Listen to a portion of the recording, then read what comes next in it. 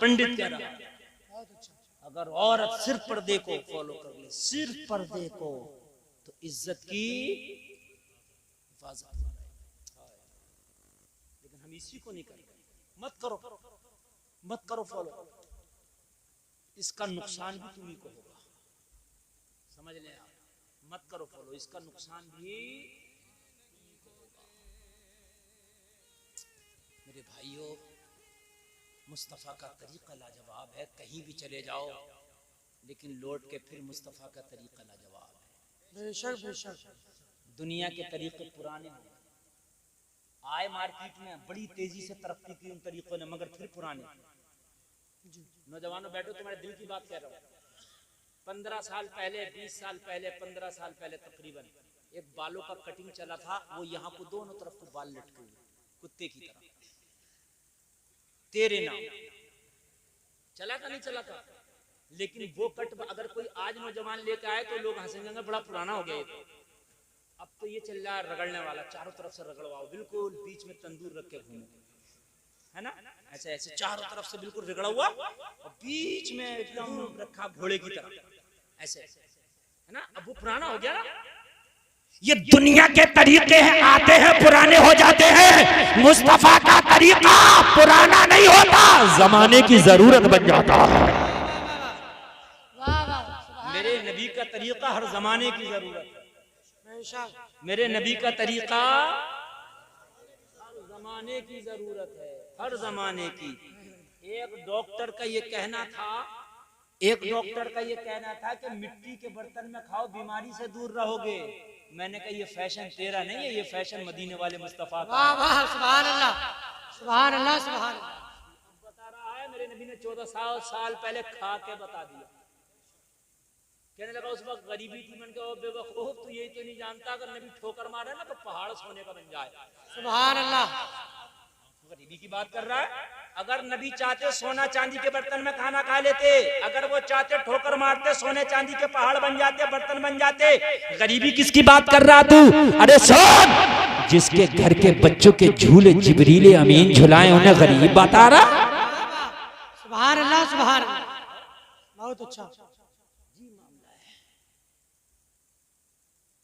अगर आज कोई बच्चा नौजवान दाढ़ी रखा ले, टोपी ओढ़ ले, नमाजें पढ़ने लगे तो मुआशरे में कहते मुल्ला जी आ रहे हैं, मुल्ला जी। उस गरीब को जीने नहीं देते जी, टॉर्चर किया जाता है उसे, मुल्ला जी, मुल्ला जी। कोई बच्ची अगर पर्दा करने लगे तो कहते मुल्लानी साहिबा। हाय हाय, निजामे में कदा को जिस तरह बिगड़ा है साकी, उन्हीं को जाम मिलता है जिन्हें पीना नहीं आता। आज इज्जतदार वो हो गए कि जिनकी इज्जतों के अते पते नहीं। जो झूठे हैं ना, झूठे, वो नेताजी हो गए, और जो सच्चे हैं वो मुल्ला जी हो गए। जो मौलाना हैं उनके फैसले वो कर रहे हैं मस्जिद के इमामों के, जिनको अल्हम्दुलिल्लाह कि ये इमाम रहेगा या नहीं रहेगा, वो फैसले कर रहे हैं जिनको अल्हम्दुलिल्लाह कौन इमाम रहेगा तो कौन इमाम ना रहेगा। ये कयामत की निशानी है। आप सोच रहे हो तरक्की कर ली, तरक्की नहीं कर ली, कयामत की निशानी है। ये उलमा पहले जमाने के फैसले करते थे, काजी और कुजात ये होते थे, जज ये होते थे, हाकिम ये होते थे। अगर आज भी तुम अपने मामले, अपने फैसले अगर मौलवी से कराओ तो खुदा की कसम मुकदमे के धक्कों से बच जाओगे, पैसों से बच जाओगे, जेल जाने से बच जाओगे। आज भी कोई मसला दारुल इफ्ता में जाओ और वहां मुफ्ती से कहो हजरत ये फैसला कर दीजिए, वो शरीयत की रूह से आपका फैसला करेगा, मुकदमों से बचोगे, धक्कों से बचोगे।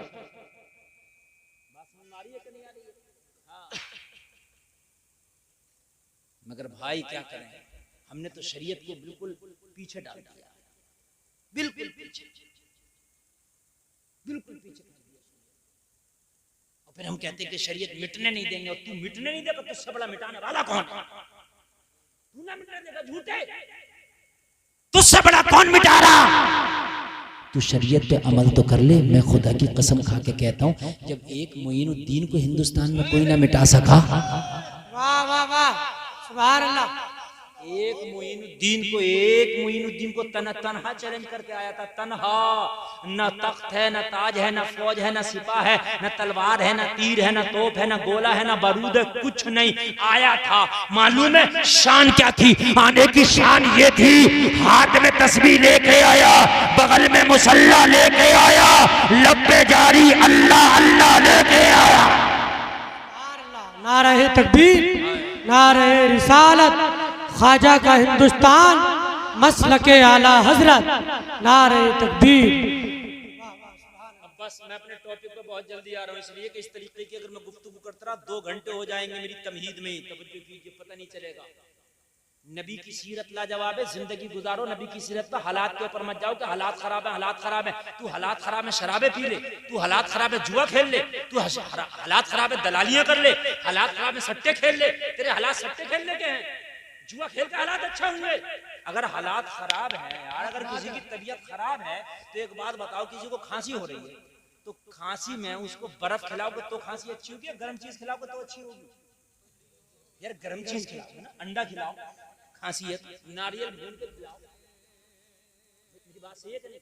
शुगर है तो मीठा खिलाओगे तो हालात अच्छे होंगे, मीठे से रोकोगे तो अच्छे होंगे। तो बेवकूफ, हालात खराब है तो जुआ मत खेल, नमाज पढ़। जी हाँ वाह। हालात खराब है तो झूठ मत बोल, कुरान पढ़। हालात खराब है तो दलाली ना खा, हलाल खा।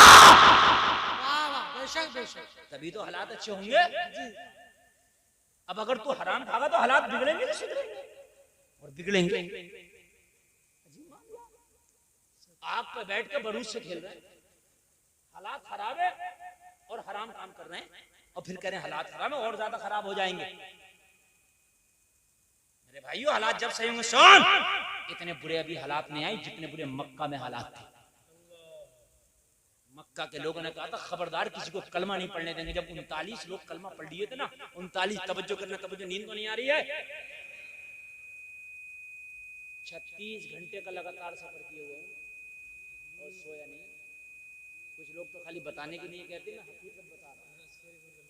हाँ, इलाहाबाद से सिर्फ बस से आ रहा हूं, ट्रेन में तो सो भी सकता लेकिन बस में नहीं सो सकता। और उससे पहले जो गया मैं इलाहाबाद तकरीर करने, तो वो ट्रेन में बैठा, वो ट्रेन जानी थी इलाहाबाद, वो पहुंच गई गोरखपुर, रूट डाइवर्ट हो गया, कहीं काम वाम चल रहा होगा, समझ रहे हैं आप?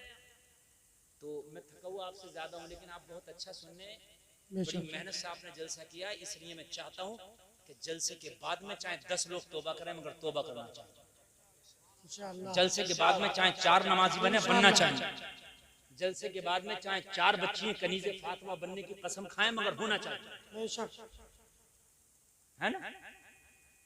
इतना भी खराब माहौल नहीं है। मक्का के लोगों ने मीटिंग की कि बड़ी तेजी से इस्लाम फैल रहा है। अबू जहल ने कहा कितने लोगों ने कलमा पढ़ लिया? कहा 39। कहा मुहिम तेज कर दो, अब 40वां कोई कलमा ना पढ़ने पाए, उसकी जान ले लेंगे जिसने कलमा पढ़ा, अब नहीं पढ़ने देंगे। और जिन्होंने पढ़ लिया ना, पकड़ पकड़ के मारो।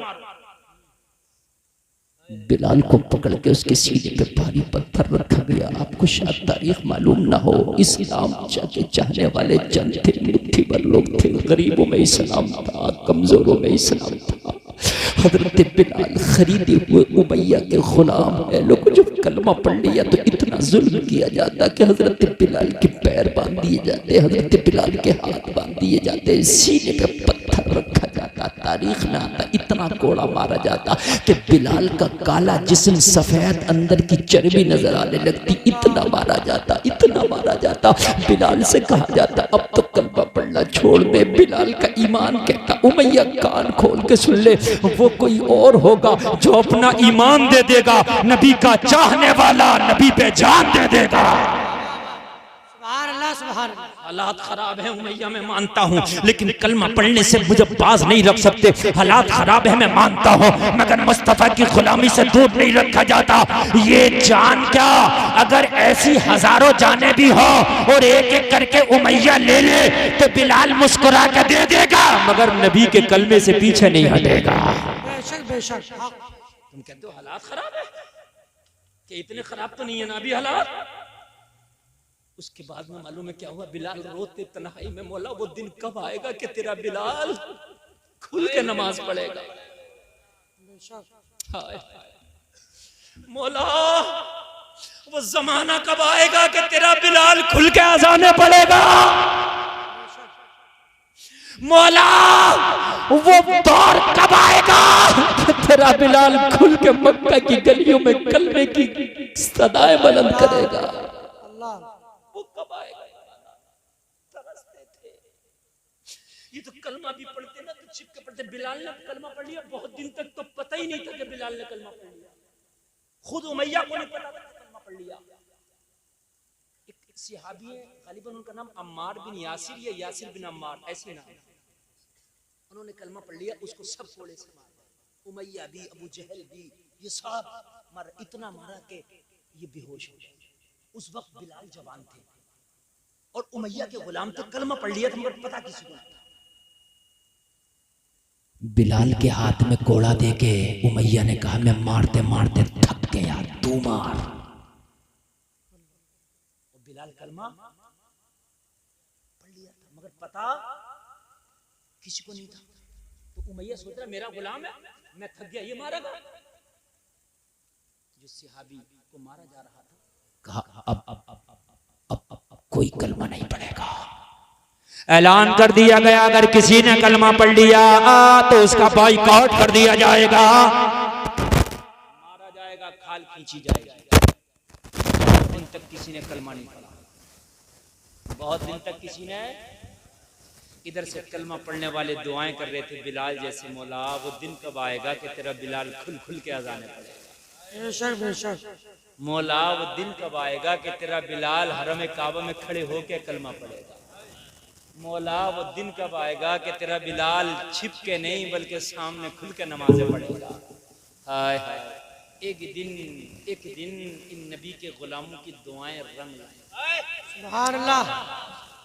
रब की रहमत जोश में आई। हाय हाय हाय हाय, मुस्तफा की जबान हिली और मुस्तफा की जबान ने कहा, मौला कोई ऐसा भी इस्लाम में दाखिल कर दे कि जिसकी वजह से मुसलमान ही नहीं पूरा मजहब इस्लाम भी मजबूत हो जाए। बहुत अच्छा।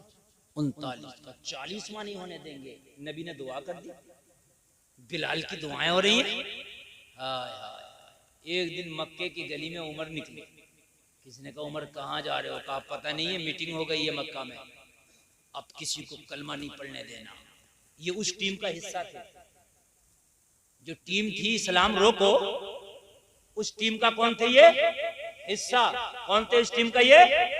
कहा, मैं उस टीम का हिस्सा हूं, इस्लाम रोको। सरगर्मियां तेज हैं, पता लगाया जा रहा मक्का में कोई कलमा तो ना पढ़ ले। कहने लगे, उमर कहाँ है? पानी तेरे घर में आ गया, सैलाब को रोकने निकला है, क्या हुआ? कहा, तेरी सगी बहन और सगे बहनोई ने कलमा पढ़ लिया है। सुभान अल्लाह सुभान अल्लाह। इधर बोलो ना सुभान अल्लाह। सुभान अल्लाह। इस्लाम को अल्लाह ने वो लचक दिया, जितना दबा तो ये इतना ही उभरता है।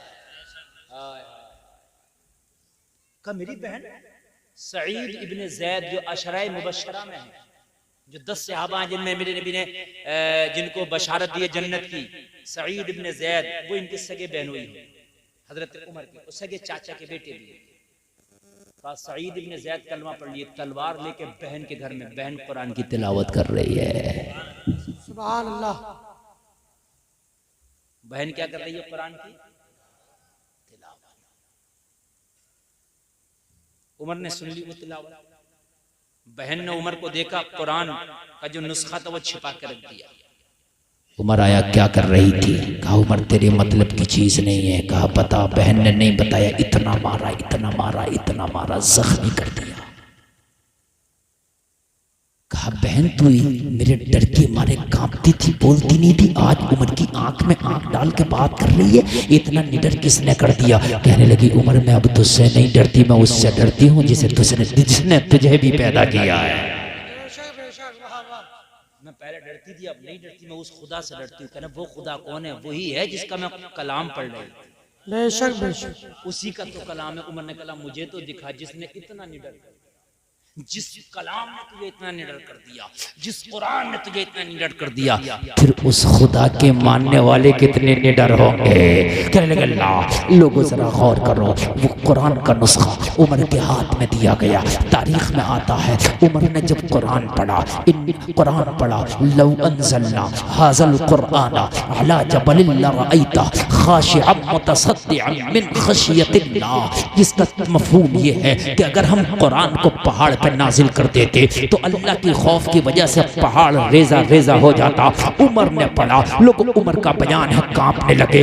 वो नुस्खा कुरान का छूट गया, वो जो कुरान की तख्ती थी छूट गई। उमर के पैर कांपने लगे। हाँ, ये कैसा कलाम है, पहाड़ जैसा ताकतवर इसके बोझ को संभाल ना सके, वो भी रेजा रेजा हो जाए, कितना पावर वाला है। उमर के दिल पे कुरान असर कर गया, उमर के दिल पे कुरान घर कर गया।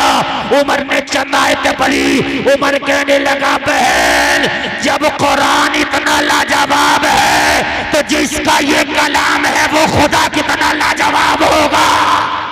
सुभान अल्लाह, सुभान अल्लाह।